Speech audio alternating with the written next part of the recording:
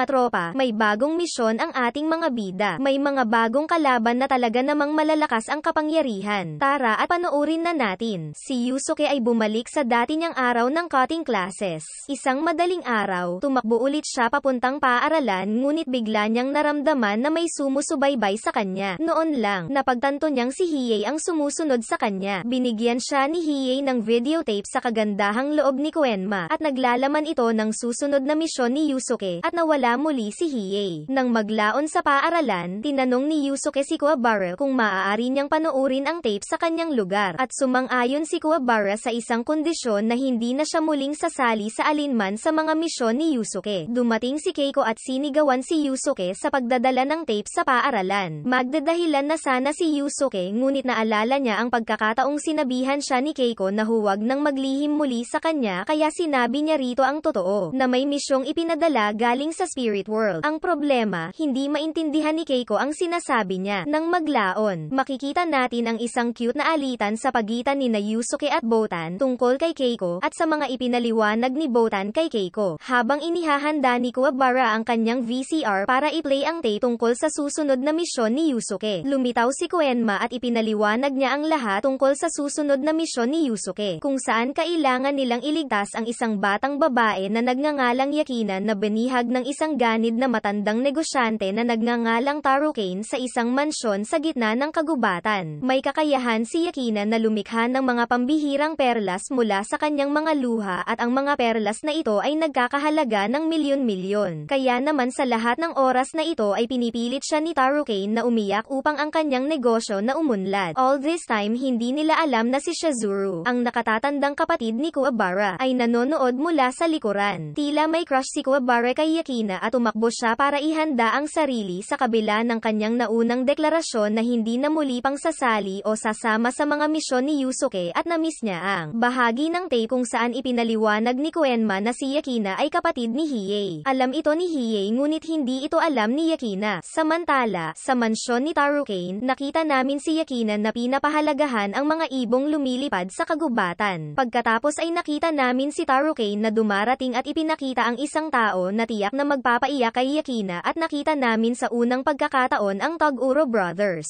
Dumating ang magkapatid na Toguro sa silid ni Yakina at sinubukan ni Toguro na sakan siya para paiyakan siya. Ngunit tulad ng naranasan ni Tarukane, hindi ito gumagana. Noon lang, dumaan ang mga ibong pinapahalagahan ni Yakina kanina at napagtanto ni Toguro ang kanyang kahinaan. Hinawakan niya ang mga ibon at pinatay, na naging sanhi ng pagpatak ng luha ni Yakina at naging mga perlas ang mga luha na ikinatuwa ni Tarukane. Sinimulan ni Yusuke, Kuwabara, at Botan ang kanilang paglalakbay patungo sa kagubatan upang iligtas si Yakina sa pangunguna ni Kuwabara na naluluha pa rin matapos makita si Yakina. Napagtanto ni Tarukane na may sumasalakay sa kanilang teritoryo kaya ipinadala niya ang isa sa kanyang mga tauhan. Sa kanilang paglalakbay, nakasalubong ni Yusuke at nanggang ang isa sa mga tauhan ni Tarukane, si Hiro, at lumabas na ang taong ito ay isang halimaw habang siya ay nagiging maraming galame na nilalang. Hiniwan ni Kuwabara ang nilalang gamit ang kanyang spirit sword at tinapos siya ni Yusuke gamit ang isang dash ng kanyang spirit gun. Sandalian lang nilang tinalo si Hiro at nagpatuloy sila patungo sa mansyon, handang harapin ang anumang hamon na maaaring ipadala ni Tarukane laban sa kanila. Mukhang kapana-panabik na ang susunod na kabanata. Naway umantabay po kayo sa mga susunod na video, dahil mukhang mapapalaban ng todo ang ating mga bida. Hanggang sa susunod.